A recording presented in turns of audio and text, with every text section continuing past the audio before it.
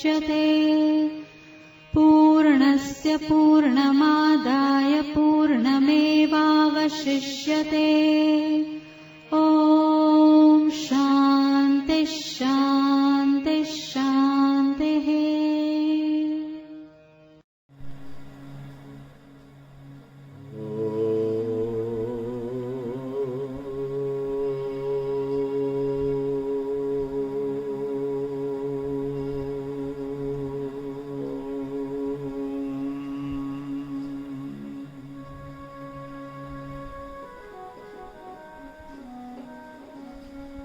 यो ब्रह्माणं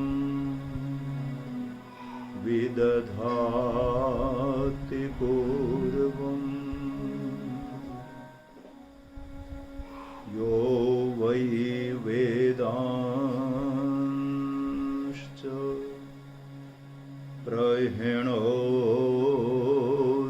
तस्मै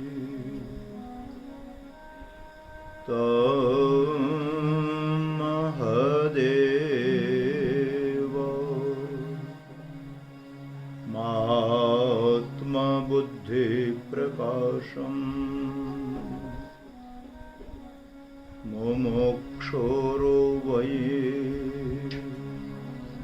शरणमहं प्रपद्ये।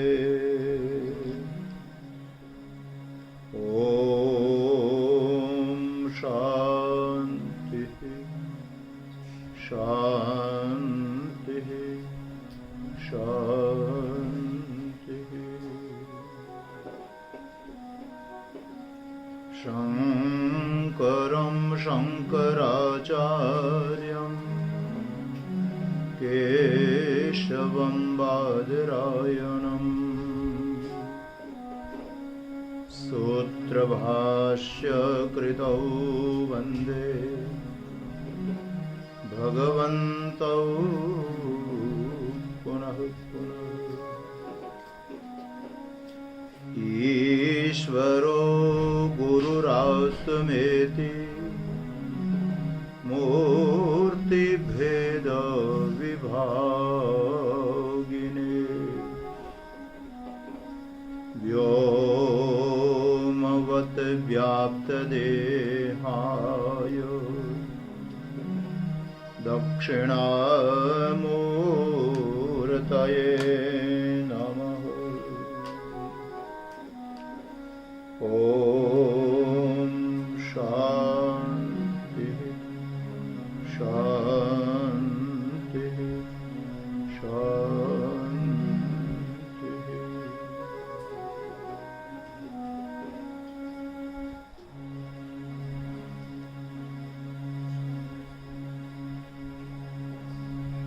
शिवोऽहं शिवोऽहं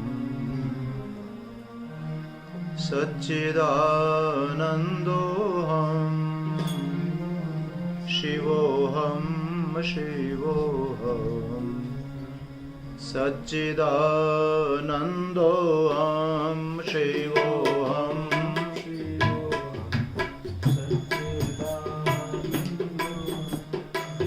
शिवोऽहं शिवोऽहं सच्चिदानन्दोऽहं शिवोऽहं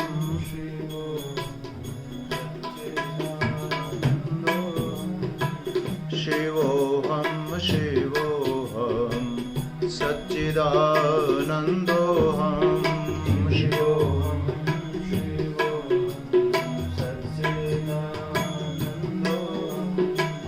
शिवोऽहं शिवोऽहं सच्चिदानन्दोऽहं शिवोऽहं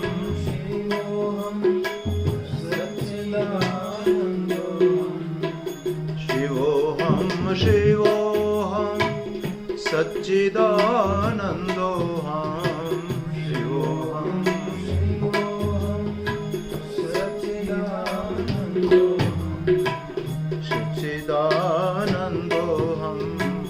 सच्चिदानन्दोऽहं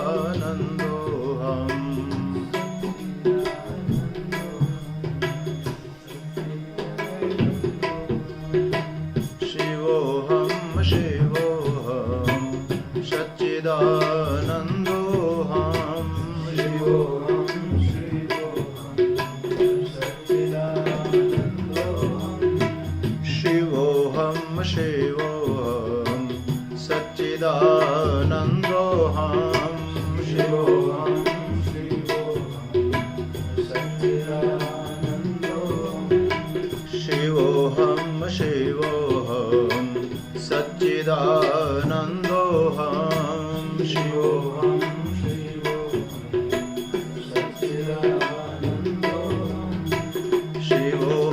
शिवोऽहं सच्चिदानन्दोऽहं शिवोऽहं शिवोऽहं सच्चिदानन्दोऽहं शिवोऽहं शिवोऽहं सच्चिदानन्दोऽहं शिवोऽहं शिवोऽहं सच्चिदानन्दोऽहं शिवोऽहं शिवोऽहं सच्चिदानन्दोऽहं शिवोऽहं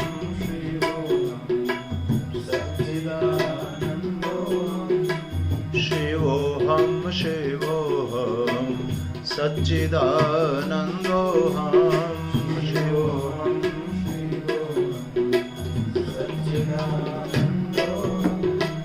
शिवोऽहं शिवोऽहं सच्चिदानन्दोऽहं शिवोऽहं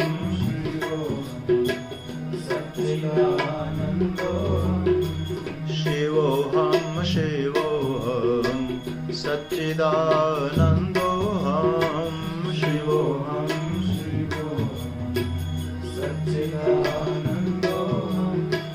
शिवोऽहं शिवोऽहं सच्चिदानन्दोऽहं शिवोऽहं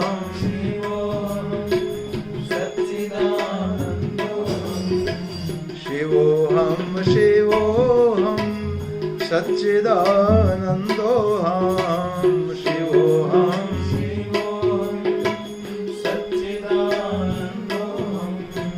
शिवोऽहं शिवोऽहं सच्चिदानन्दोऽहं शिवोऽहं शिवोऽहं शिवोऽहं सच्चिदानन्दोऽहं शिवोऽहं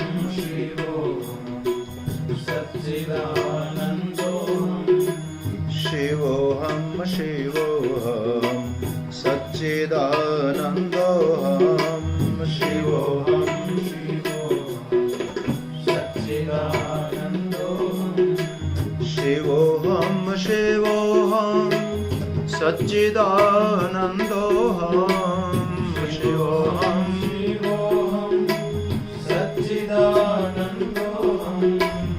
शिवोऽहं शिवोऽहं सच्चिदानन्दोऽहं शिवोऽहं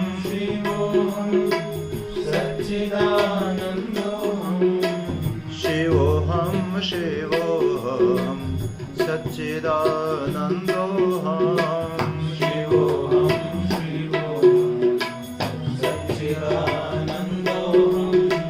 शिवोऽहं शिवोऽहं सच्चिदानन्दोऽहं शिवोऽहं शिवोऽहं सच्चिदानन्दोऽहं शिवोऽहं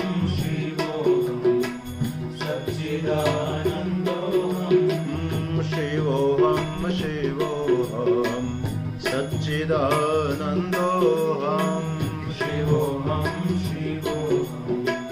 सच्चिदानन्दोऽहं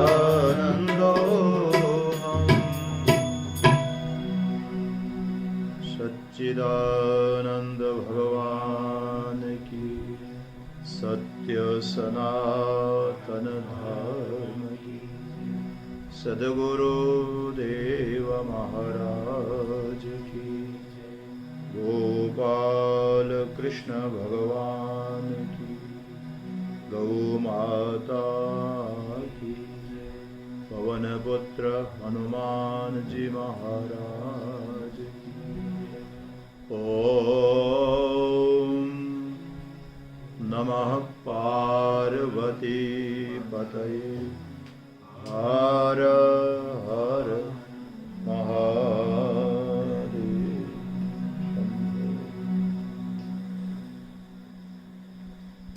पूषन्ने कर्षे यमः सूर्यः प्राजापत्यव्यूहरश्मिन्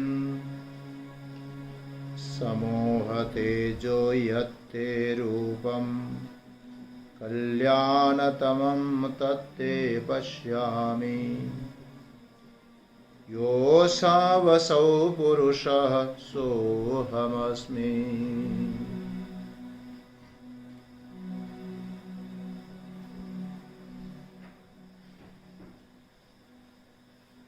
शुक्ल यजुर्वेदीय ईशावास्य उपनिषद का विचार प्रेमपुरी जी अध्यात्म विद्या भवन के दैनिक सत्संग के क्रम में आप लोग श्रवण कर रहे हैं।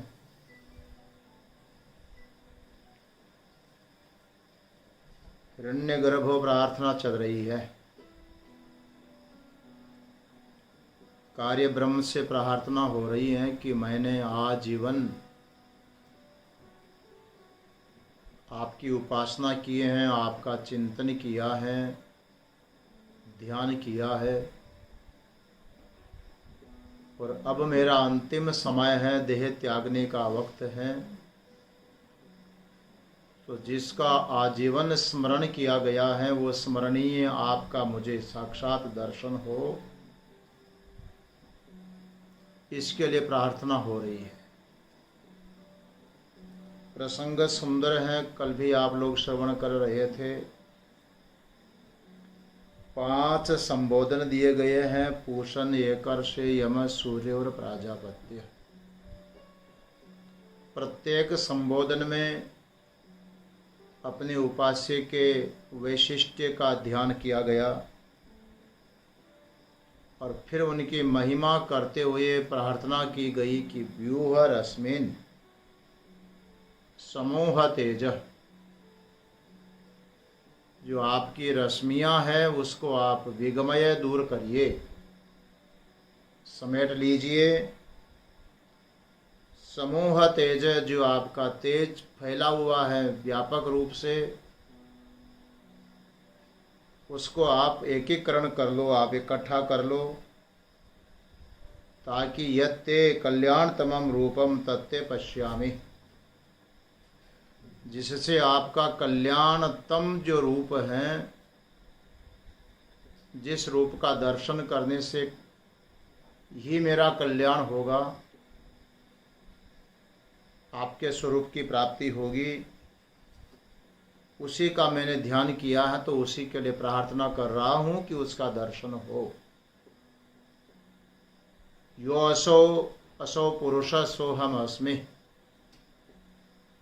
मैंने इस जपा गायत्री के द्वारा आपका जीवन भर चिंतन किया, अभ्यास किया है।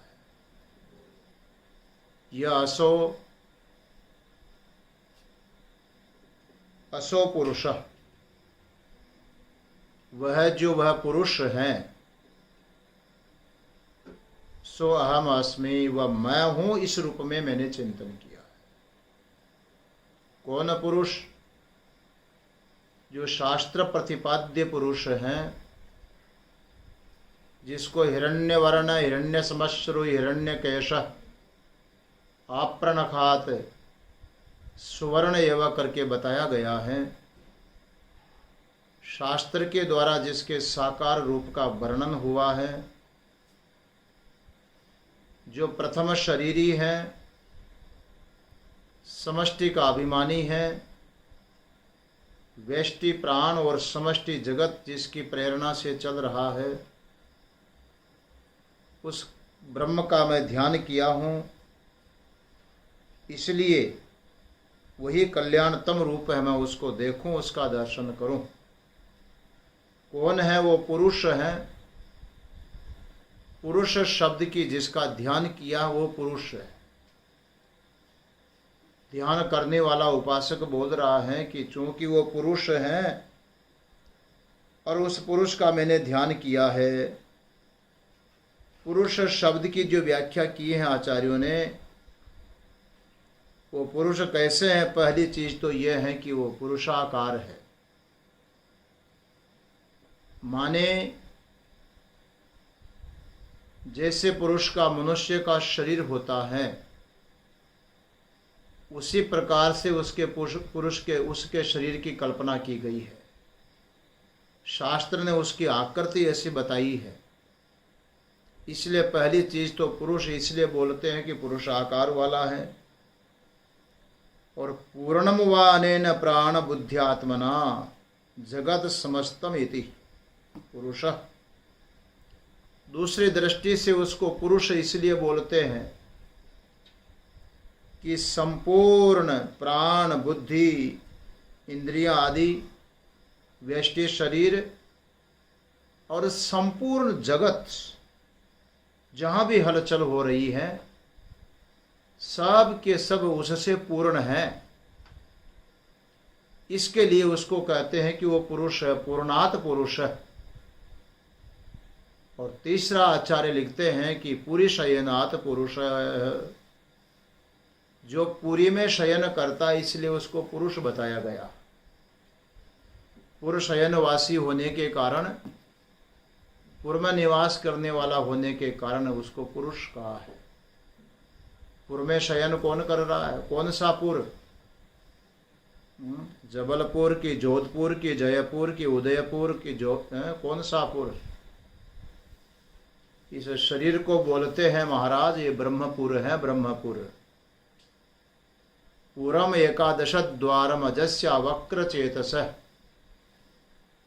अनुष्ठाय न शोचती, ऐसा वर्णन आया है कि पूरम एकादश द्वारम अजस्या वक्र चेतस।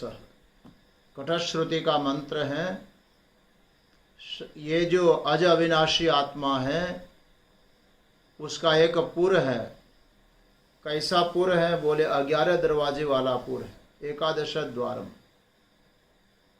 और उसके भीतर जो उसका दर्शन करता, उसका अनुष्ठान कर रहा है, उसको शोक निवृत्ति हो जाती है, उसका साक्षात्कार करने वाले को शोक नहीं होता। ये शरीर पुर है, इसलिए पूरी शयनात ये ब्रह्मपुर है। जैसे अलग अलग व्यक्तियों के द्वारा बसाए गए जो पुर हैं उनके नाम से प्रसिद्ध हो गए। जय सिंह ने जयपुर बसाया तो जोध सिंह ने जोधपुर बसाया। तो ये पुर किसने बसाया? जिसके 11 दरवाजे हैं। तो ये तो ब्रह्मदेव ने ही बसाया है, इसलिए इसका नाम है ब्रह्मपुर। पुरम एकादश द्वारम, उस ब्रह्म का ये पुर है। 11 जिसके दरवाजे हैं और वो बनाने वाला, पुर बसाने वाला, इसी को अपना आश्रय बना करके, राजधानी बना करके इसी में शयनात, शयन करने वाला होने से इसी में विश्राम करता है। अनेन जीवेन आत्मनानुप्रविश्य नाम रूपे व्याकरवाणी करके बोला ही है। तो इस शरीर के भीतर वो प्रवेश करके इसी में निवास करता है। अहम आत्मा गुडाकेश सर्वभूताशय ईश्वर सर्वभूतानां हृदय से अर्जुन तिष्ठति। वो सभी प्राणियों के हित प्रदेश में भीतर में बैठा हुआ है, इसलिए शरीर को जो है ब्रह्मपुर बोलते हैं। 11 दरवाजे हैं। 7 दरवाजे तो शीर्षण्य हैं, गर्दन से ऊपर के दरवाजे हैं। 7 नहीं बल्कि 8 गिन लो महाराज।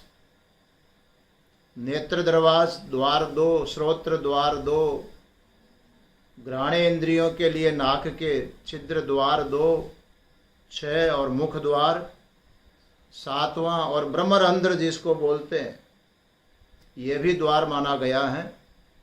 ये बल्कि महत्वपूर्ण द्वार हैं, ये दर एक के लिए नहीं खुलता है जी, ये तो विशेष अवसर पर ही खुलने वाली चीज है। ये जो ब्रह्मपुर का मुख्य दरवाजा है ना, जिसको ब्रह्मरंध्र बोलते हैं, हमारे वैदिक संस्कृति के अनुरूप जो किसी मृत देह का अंत्येष्टि क्रिया, अंतिम संस्कार किया जाता है, तो वहाँ पर एक विधि, एक क्रिया होती है, कपाल क्रिया उसको बोलते हैं। आप लोगों ने देखा होगा, किया भी होगा जिसको अवसर पड़ा। कपाल क्रिया में जिसका संस्कार करते हैं उसी के वंशजों में से, पुत्र आदि में से, उसके सिर का जो मध्य भाग है, ब्रह्मरंध्र जिसको बोलते हैं, उसको उस लकड़ी स्पर्श कराई जाती है घृत आदि भर करके। उसका तात्पर्य यही होता है कि वो 10वां द्वार खोला गया है, 10वां द्वार बोलते हैं इसको। तो शीर्षने द्वारों में अष्टम है, वैसे 10वां द्वार है। मलमूत्र विसर्जक स्थान है, 2 द्वार हो गए, और नाभि भी एक द्वार माना गया। तो इस प्रकार से एकादश द्वार का जो ये शरीर एक पुर है, और इस पुर के भीतर में यह शयन करने वाला, निवास करने वाला, विश्राम करने वाला होने के कारण इसको बोलते हैं पुरुष। ये जो हिरण्यगर्भ इस पुर में निवास कर रहा है, दो दृष्टि से इसका अर्थ करना पड़ेगा जी। ये जो पुरुष हैं, दो दृष्टि से देखिए। एक वो पुरुष हैं जिसको तत्वमसि महावाक्य के द्वारा तत् शब्द से कहा गया, और उपासना प्रसंग में एक वो पुरुष है जिसका प्रसंग यहाँ पर चल रहा है, प्रकृत है, हिरण्यगर्भ जिसको बताया गया। हिरण्यगर्भ का इस शरीर के अंदर भी निवास माना गया है, अक्षय पुरुष करके उसको कहा है। अक्षिस्थ नेत्र के अंतर्गत जो पुरुष है वही बताया गया है।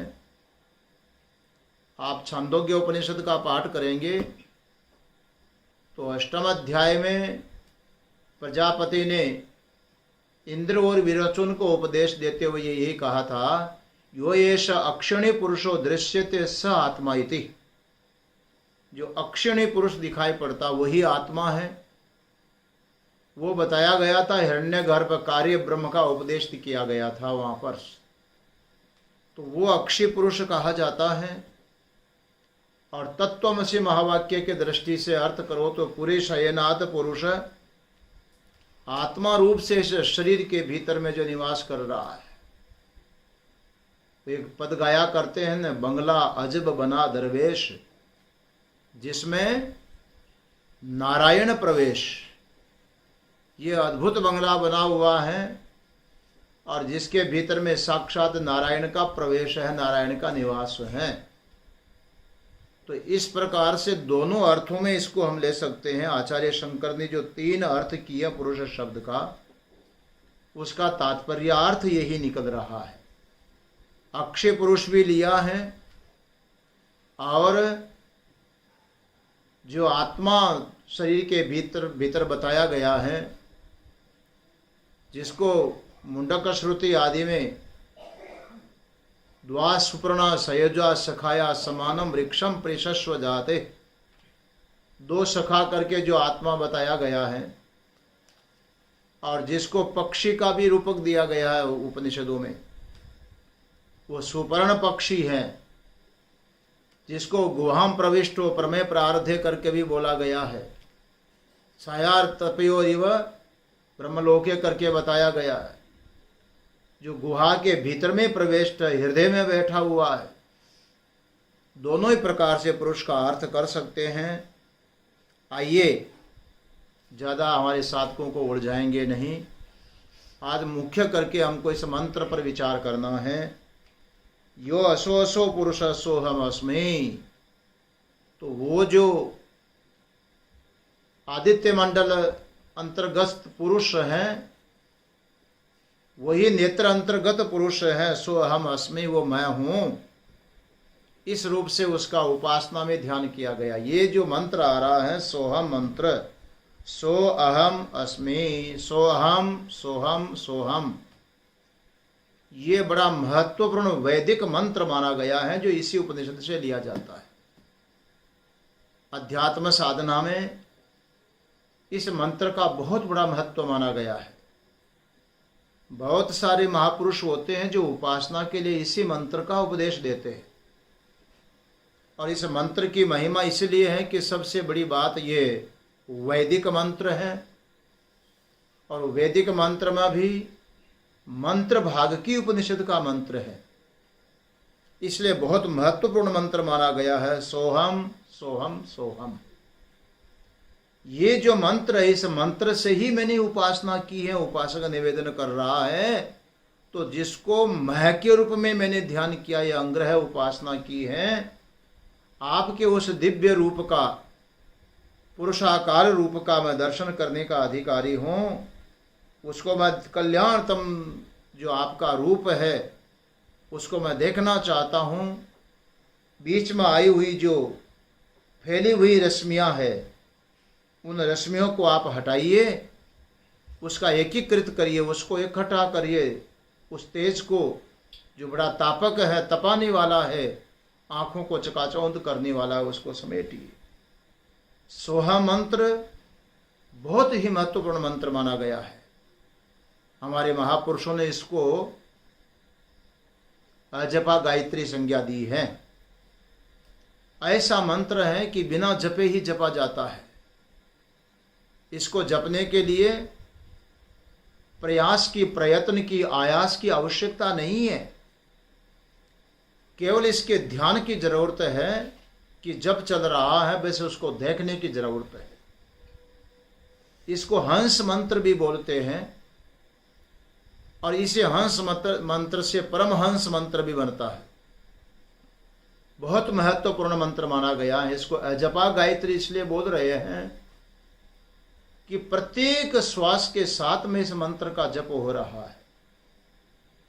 अहंकारेण बहिर्याति सकारेण आवेशेत पुनः हंसेति परमम मंत्रम जीवो जपति सर्वदा करके आया है कि जीव हमेशा इस मंत्र का जप कर रहा है। देखो, हर व्यक्ति इसका अनुभव कर सकता है। हंस हंस हंस श्वास के साथ में, हकारेण बहिर्याति, जब हमारा श्वास बाहर निकलता है तो है की आवाज आती है, हम, और जब आविशेत पुनः वापस लौटता है, श्वास को हम भीतर खींचते हैं तो वहां पर सकार की आवाज आती है। इसलिए प्रत्येक जीव हंस हंस हंस ये तो 24 घंटे जप कर रहा है। पता है आपको 24 घंटे में कितनी बार श्वास लेते हैं? 21,600 बार श्वास लेते हैं 24 घंटे में। अब देखिए आप, 21,600 बार तो इस मंत्र को, इस गायत्री को अनायास जपा जा रहा है, श्वास के साथ में चल रही है। 1 घंटे में 900 बार जपावर्ती चल रही है। हंस हंस हंस हंस सबके चल रही है। 1 मिनट में 15 बार आवृत्ति कर रहे हैं। ये स्वाभाविक गायत्री है, स्वतः चल रही है, इसलिए इसको अजपा गायत्री बोलते हैं। इसको हंस मंत्र भी कहा जाता है। हंस मंत्र कोई दूसरा नहीं है। ये जो हंस हंस हंस चल रहा है ना, बस इसका ध्यान यही जप है, मंत्र है, यही मंत्र है, हंस मंत्र है। इसलिए इसका अभ्यास जो करते हैं, अभ्यास केवल ध्यान अभ्यास किया जाता है। कल परसों के प्रवचन में आप लोगों को निवेदन किया था, श्रुति ने बोला है कि देखो, तप श्रद्धा संयुक्त जो पुरुष है अरण्य निवास कर रहा है और उस अरण्य निवास में इस मंत्र का जप कर रहा है, इस हंस मंत्र का जप कर रहा है, अजपा जप का चिंतन कर रहा है, उसके लिए स्थान बताया कि अरण्य में बैठ करके ध्यान कर रहा है। मैंने निवेदन किया था, अरण्य का अर्थ एकांत स्थान है। एकांत में बैठ करके उसका ध्यान कर रहा है, जहां रण नहीं है, जहां संघर्ष नहीं है, जहां कोई खटपट नहीं है, परम शांति है। और शांत अवस्था में बैठ करके इस चलते हुए मंत्र को केवल चिंतन करने की जरूरत है। हंस हंस हंस हंस, ये जप गायत्री स्वतः चल रही है, इसका ध्यान की जरूरत है। इसलिए अरण्य में तो रहना ही पड़ेगा। ये बात मैंने कल भी आपसे निवेदन की। एकांत तो चाहिए चाहिए जप के लिए, पर एक अरण्य होता है जहां पर कोई आबादी नहीं होती, जंगल होता है, वनीय वृक्ष होते हैं, पर अगर देखते हैं तो वहां पर भी रण हो जाता है। आप देखिए, वहां पर भी भयंकर युद्ध हो जाता है। एक व्यक्ति संसार को देखा, इधर उधर जहां देखे वहां खटपट खटपट खटपट। उसने सोचा कि हाँ, लोगों के बीच में रहेंगे तो शांति नहीं है और मैं शांति से रहना चाहता हूं, इसलिए अरण्य में चला जाऊं, जंगल में चला जाऊं। चला गया जंगल में, जाकर के वहां बैठा। अब शांति से बैठेंगे और अजपा गायत्री का चिंतन करेंगे। जो ही वहां बैठता है, देखा वहां पर भी रण है। अरण्य में चला गया, लेकिन वहां भी रण हो रहा है। बड़े बड़े भयावह शेर आदि जो वहां के हिंसक जानवर थे, मृग आदि घास खाने वाले पशुओं के पीछे भागे और बेचारे प्राण बचा करके वो दौड़ लगा रहे हैं। कहीं जंगली सियार दौड़ रहे हैं, कहीं जंगली कुत्ते दौड़ रहे हैं, कहीं चीता आदि दौड़ रहा है। अरे कहीं सांप मेंढक आदि को खाने के लिए भाग रहे हैं। देखा जंगल में भी कोई शांति नहीं है, वहां भी अमंगल दर्शन होने लगे, अमंगल दर्शन होने लगे। उस व्यक्ति ने सोचा कि यहां शांति नहीं है और भजन तो शांति से होगा। चलो जंगल को छोड़ते हैं, पानी में जाकर के खड़े होंगे, वहां कोई विक्षेप नहीं होगा। जल में खड़े होकर के चिंतन करेंगे, अजपा गायत्री जपेंगे। जल में जाकर के खड़ा हो गया, जल में जाकर के खड़ा हुआ, अजपा गायत्री का ध्यान करने का प्रयास करने लगा। वो इतने में देखा कि वहां बड़ी बड़ी मछलियां छोटी छोटी मछलियों को खाने को दौड़ती है। वो बेचारी प्राण बचा करके इधर उधर भागे। देखा यहां भी शांति नहीं है। उस व्यक्ति ने विचार किया, अब कहाँ रहूं, कहाँ अभ्यास करूं। आबादी क्षेत्र में देखता हूं तो अमंगल दर्शन है, वह इंसान से इंसान में खटपट है, एक दूसरे में प्यार प्रेम नहीं है, दुश्मनी है। वहां भी रण होता, वहां भी युद्ध होता, कौरव पांडवों की तरह। घर घर में युद्ध चल रहा है, आप देखिए। जंगल में चला गया तो वहां पर भी संघर्ष है, वहां भी युद्ध है, अमंगल दर्शन है। पानी में चला गया तो वहां भी शांति नहीं, वहां भी अमंगल दर्शन है, वहां भी युद्ध संघर्ष चल रहा है। कहां जाऊं? विचार किया कि इस अमंगलमय संसार से तो चल बसना ही ठीक है। उस व्यक्ति ने पानी से बाहर निकल करके जंगल की लकड़ियां इकट्ठी की,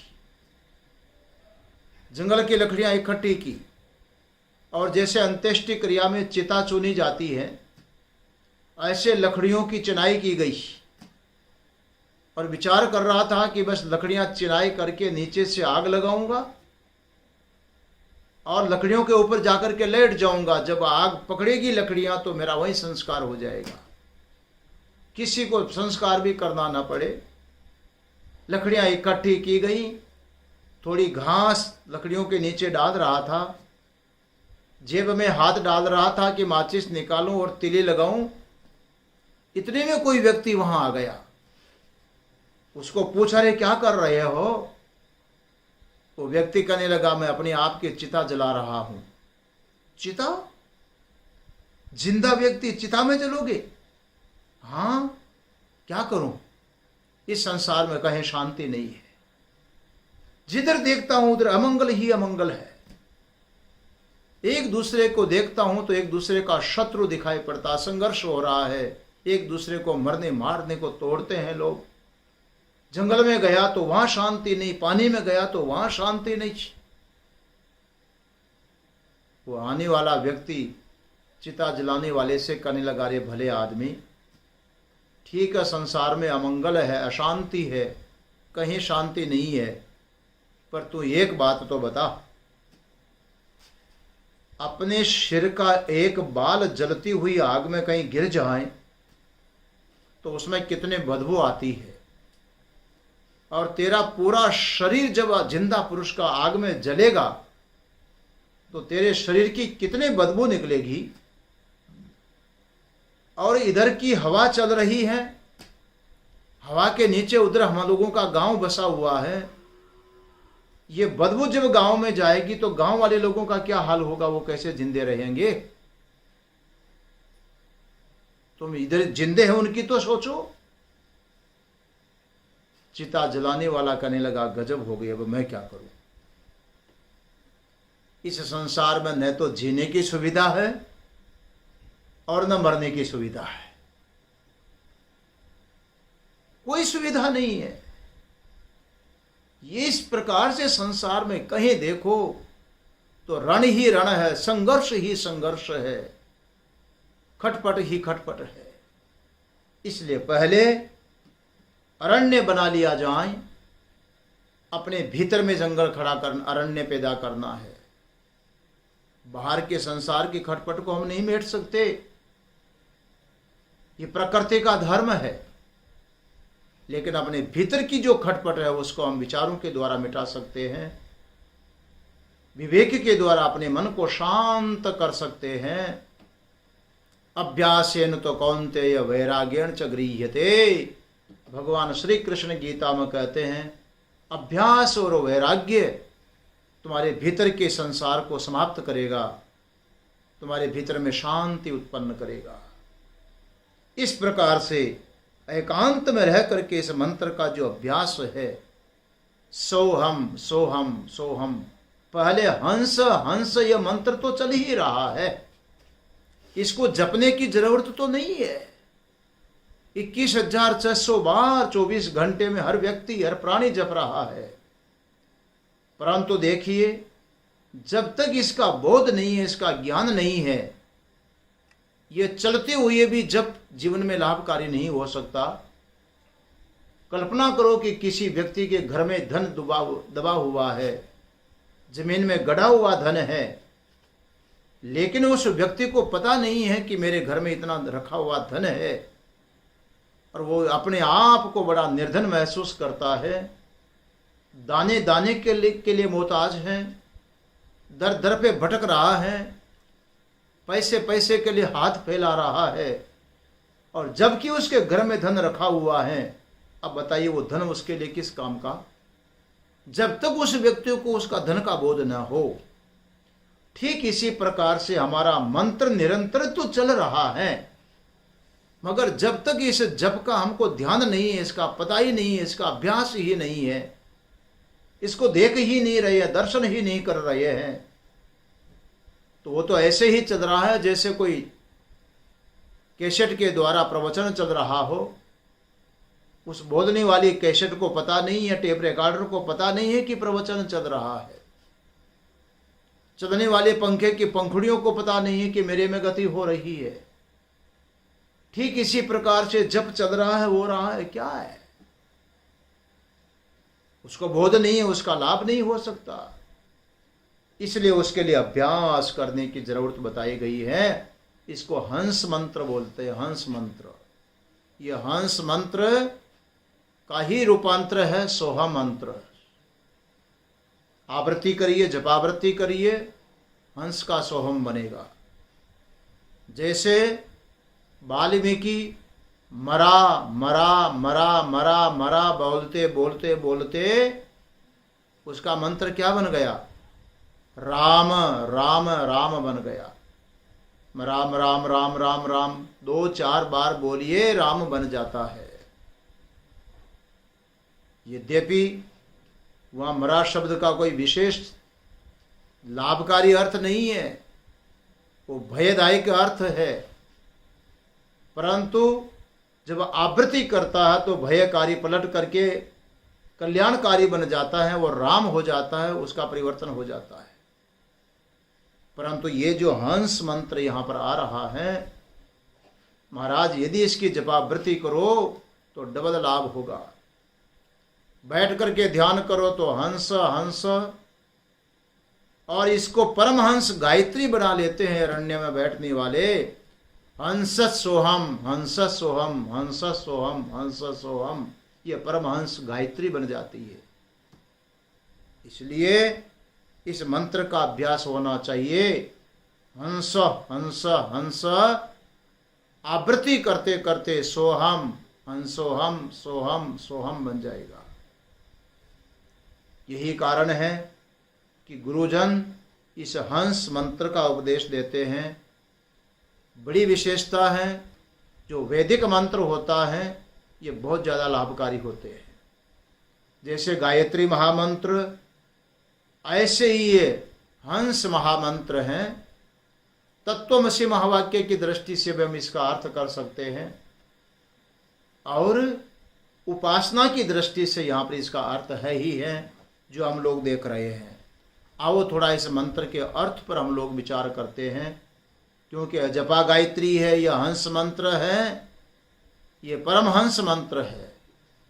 इसके अभ्यास की जरूरत है, चिंतन करने की जरूरत है। स अहम स अहम स अहम, सोहम का बनेगा स अहम, वह मैं हूं, वह मैं हूं, वह मैं हूं। इसी भावना से यह अंग्रह उपासना है। स कौन? असो असो पुरुष, आदित्य मंडल अंतर्गत जो हिरण्य गर्भ है, प्रथम शरीरी, जिसको प्राजापत्य बोला है। प्रजापति के संकल्प से समष्टि जगत का जो सूक्ष्म रूप है उसका अभिमानी बनकर के बैठा हुआ पुरुष आकार, वो जो हिरण्य गर्भ है स, उसको अहम के रूप में ध्यान कर रहा कि अहम अहम अहम। अब वो अहम कैसे हुआ? क्योंकि वही अक्षय अंतर्गत पुरुष है, अक्षिस्थ है, वो नेत्रस्थ पुरुष है। तो जो सूर्य मंडलस्थ पुरुष है उसको नेत्रस्थ पुरुष देख करके सोहम सोहम के रूप में ध्यान किया जाता है। ये उपासना मंत्र है और दूसरी दृष्टि से इसको महावाक्य के रूप में देखा जाता है। जिस प्रकार से तत्वमसि महावाक्य में अर्थ होता है, वैसा यह अर्थ भी महापुरुषों ने इस मंत्र का किया है। तत्वमसि महावाक्य में सदैव स्वमेदमग्र आसीत एकमेवाद्वितीयम, जो सृष्टि के पूर्व एकमात्र सत परमात्मा तत्व था, वो जो सत तत्व है संकल्प शक्ति के द्वारा अग्नि जल और पृथ्वी के क्रम से अनेक प्राणियों का शरीर बना करके सर्जन किया है। सारे संसार का मनुष्यों आदि के शरीर बनाए और उनके भीतर में जीव रूप से जिसने प्रवेश किया है, वही सत तत्व जो जीव रूप से प्रविष्ट हुआ है, उसके लिए आचार्य ने वहां पर उपदेश दिया है कि तत्वमसि श्वेत केतु, वो जो सत तत्व है वो तुम ही तो हो, तुम्हारा स्वरूप है वो, तुम उससे अलग नहीं हो, जीव रूप में तुम वो सत ही प्रविष्ट हुए हो। इस प्रकार से जैसे वहां पर जीव और ब्रह्म की एकता का निरूपण किया गया है कि जो अहम अहम अहम कर्ता भोक्ता के रूप में देख रहा है, उसका साक्षी अहम और जो जगत के आदि में सत्य अहम तत्व है, दोनों में कोई भेद नहीं है। वो अभेद चिंतन उसके द्वारा किया गया है, वाक्य के द्वारा, महावाक्य के द्वारा उपदेश दिया गया। ठीक इसी प्रकार से इस मंत्र में भी, चूंकि यहाँ एक अर्थ इसलिए यहाँ निकालना पड़ रहा है कि मरणासन्न काल में जब उपासक उपासना कर रहा है और ये अंतिम समय की उसकी प्रार्थना है कि मैं देह को छोड़ रहा हूं, तो उपासना करने वाला अभी अभेद बोध उसको नहीं है। उपास्य उपासक की भावना उसके भीतर में है, वहां त्रिपुटी है, उपास्य है, उपासक और उसकी उपासना है। इसलिए त्रिपुटी होने के कारण प्रार्थना करने वाला एक जीव है, शरीराभिमानी पुरुष है, और जिसकी एकता का अभ्यास किया, चिंतन किया है, वो है अक्षिस्त पुरुष के साथ में हिरण्यगर्भ की एकता का चिंतन किया है। इसलिए यहां पर महावाक्य रूप में अर्थ करना बहुत उचित होगा। सो अहम अस्मि, सो अहम अस्मि, सो अहम अस्मि, स अहम अस्मि, वह मैं हूं, वह मैं हूं, वह मैं हूं। अहम के रूप में यह ध्यान किया गया।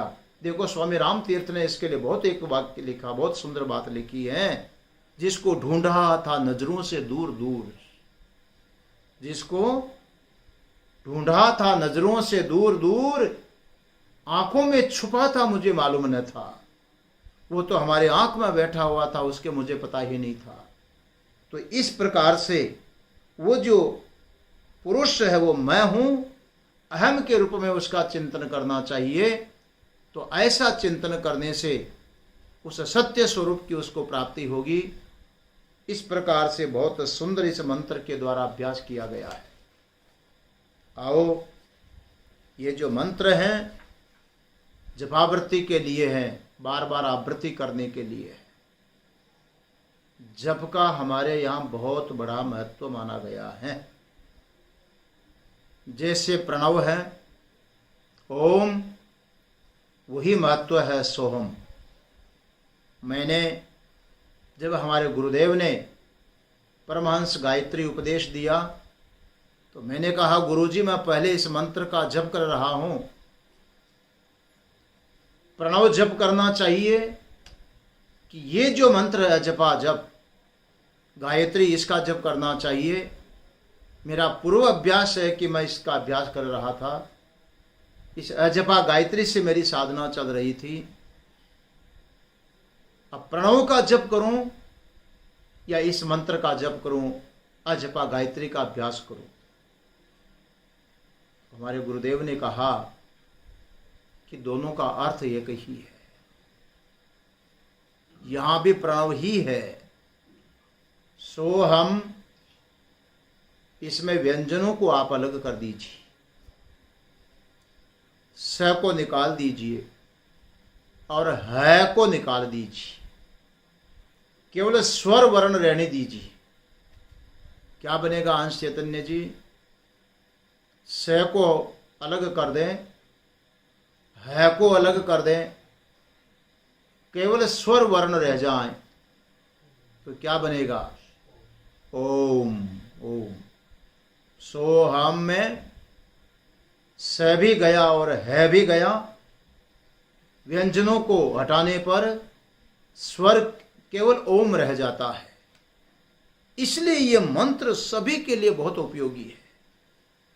जैसे भगवान श्री कृष्ण कहते हैं कि ओमेते काक्षरम ब्रह्म व्याहरण मामनो स्मरण यह प्रियाति त्यजन देहम सयाति प्रमाम गतिम। ओम इसका व्याहरण करते हुए, इसकी जपावृत्ति करते हुए, अभ्यास करते हुए और जप के साथ साथ में मामनो स्मरण, मेरा स्मरण कर रहा है, तो देह को छोड़ करके परम गति को प्राप्त हो जाता है, जिस गति के बाद में उसकी दुर्गति नहीं होती, फिर संसार में पुनरावृत्ति नहीं होती, वो परम गति को प्राप्त कर लेता है। ऐसा वर्णन भगवान श्री कृष्ण ने किया है।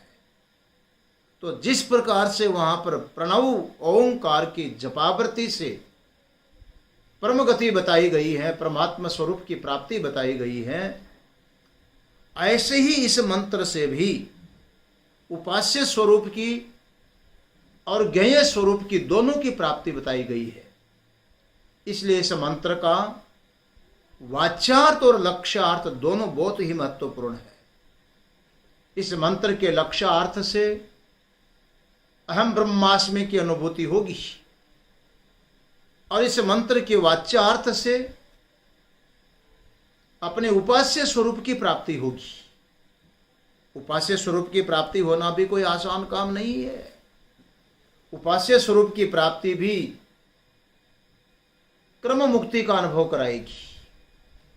हमारे यहाँ पर 3 प्रकार की मुक्ति मानी गई है। विदेह मुक्ति, क्रम मुक्ति, सद्य मुक्ति, जिसको जीवन मुक्ति कहते हैं। 3 प्रकार की मुक्ति मानी गई है। यह ऐसा अद्भुत मंत्र है जो विदेह मुक्ति को भी प्राप्त करवाता है, क्रम मुक्ति को भी प्राप्त करवाता है और जीवन मुक्ति का भी अनुभव करवाता है। क्योंकि जब तक अरण्य निवास नहीं होगा, राग द्वेष निवृत्ति नहीं होगी, तब तक इस जप का, इस आवृत्ति के साथ में ध्यान होना संभव नहीं है। तो अद्भुत मंत्र है, इसका अभ्यास करने से जीते जी राग द्वेष की समाप्ति होगी। क्योंकि उसका ध्यान व्यक्ति विशेष पर नहीं है, पदार्थ विशेष पर नहीं है, उसका ध्यान तो सदैव जो श्वास श्वास के साथ में जप हो रहा है, उस जप पर ध्यान जा रहा है, तो राग द्वेष की समाप्ति होगी, जीवन मुक्ति का अनुभव करेगा। यदि उसके वाच्यार्थ को लेकर के अभ्यास हो रहा है तो क्रम मुक्ति की प्राप्ति कराएगा। सूर्य द्वार से ब्रह्मलोक को प्राप्त हो रहा है, इसे हिरण्यगर्भ को प्राप्त हो रहा है, और हिरण्यगर्भ को सत्य को प्राप्त करके लंबे समय तक वहां उसका जीवन मुक्ति आनंद लेते हुए हिरण्यगर्भ के साथ ही कार्य ब्रह्म की निवृत्ति के साथ ही जब कार्य ब्रह्म उस कारण ब्रह्म कारण स्वरूप को प्राप्त होता है तो उसी के साथ में इस जीव को भी संसार की प्राप्ति नहीं अपितु वो भी कारण स्वरूप परब्रह्म को प्राप्त कर लेता है, जिसको बोलते हैं क्रम मुक्ति। कुछ लोग इस सिद्धांत के अनुसार ये मानते हैं कि यहाँ तुमको मुक्ति नहीं मिल सकती, यहाँ तुम श्रद्धा पूर्वक तप करो, यहाँ पर अभ्यास करो, साधना करो, और उसके बाद में सिद्ध शिला पर पहुंचोगे तो वहां जाकर के मुक्ति मिलेगी। कहीं उसको सिद्ध शिला कहा, यहाँ सत्यलोक कहा, इसको ब्रह्मलोक कहा, कार्य ब्रह्म की प्राप्ति बताई गई। इस जप का फल बताया गया है जिसको क्रम मुक्ति प्राप्त होती है। और यदि इसको परमहंस मंत्र बना लिया जाए, हंस सोहम हंस सोहम हंस सोहम, तो तत्वमसि महावाक्य जिस प्रकार जीवात्मा परमात्मा का अभेद बोध करवाता है, ऐसे यह मंत्र भी अपने स्वरूप का अभेद बोध करवाएगा, और उस अभेद बोध के द्वारा परम सत्य परमात्मा की ही उसको प्राप्ति होगी। वो जीवन मुक्त रहते हुए विधेय कैवल्य को प्राप्त कर लेता है, उसका पुनर्जन्म नहीं होता है। इतना महत्वपूर्ण यह मंत्र है सोहम मंत्र, इसलिए अधिकांश लोग इस मंत्र का जप करते हैं, अभ्यास करते हैं। प्यारे साधकों को भी अवश्य इसका अभ्यास करना चाहिए। और जिसको ये संदेह हो कि हम दूसरा जप कर रहे हैं, तो जैसे प्रणव से रहित कोई मंत्र नहीं होता, प्रणव सबके साथ में लगा हुआ है, इसी प्रकार से सोहम मंत्र भी प्रणव रूप होने के कारण सबके साथ इसका संबंध है। बहुत महत्वपूर्ण मंत्र है, इसका अभ्यास करना चाहिए, जितना बने अभ्यास करना चाहिए। श्वास श्वास में नाम ले, बिरता श्वास मत होई, न जाने इस श्वास का आना हो के ना हो। श्वास श्वास में अभ्यास करना चाहिए। हंस सोहम हंस सोहम हंस सोहम, यह अभ्यास उसके कल्याण का साधन होगा। आइए, और 2 मंत्र शेष रहे हैं, और हमारे प्रवचन के लिए एक ही दिन बाकी है शायद, उसको हम लोग इस मंत्रों को पूर्ण करने का प्रयास करेंगे। यथा समय, यथा शक्ति, यथा मति, इनका विचार आने वाली सभा में करेंगे। समय हो रहा है, इन्हीं शब्दों के साथ आज के इस वक्तव्य को विश्राम देंगे। ब्रह्मचारी महेंद्र चैतन्य जी का भजन आनंद आप लोग प्राप्त करेंगे, उसके साथ शांति पाठ होगा। कल इस प्रसंग को पूर्ण करने का प्रयास करेंगे। ओम शांति शांति शांति। गुरुदेव शरण में ले लीजिए, उपकार कभी ना भूलेंगे। गुरुदेव शरण में ले लीजिए, उपकार कभी ना भूलेंगे। हम पर भी कृपा दृष्टि